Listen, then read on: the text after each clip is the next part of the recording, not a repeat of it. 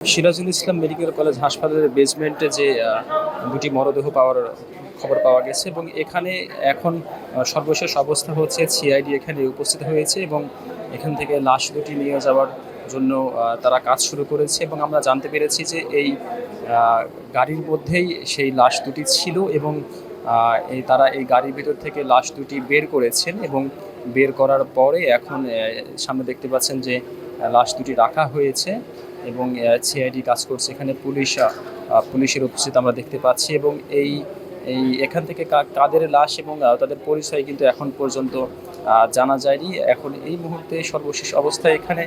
প্রচণ্ড দুর্গন্ধ, যেটি হচ্ছে আমাদেরকে সিকিউরিটি গার্ড এখানে বলেছিলেন যে তারা গন্ধ পেয়েছিলেন এবং এখানে এসে আমরা দেখতে পাচ্ছি যে এখানে আইনশৃঙ্খলা বাহিনীর যে কাজ করছে এবং এই যে এখানে পরিবেশটা একদমই দুর্গন্ধময় একটি পরিবেশ এবং প্রচণ্ড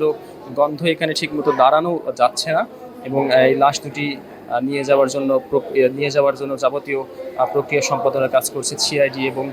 পুলিশ। দর্শক, পরবর্তী খবর পাওয়া মাত্র আমরা আপনাদেরকে আপডেট জানিয়ে দিব। এই ছিল এখান থেকে সর্বশেষ অবস্থা।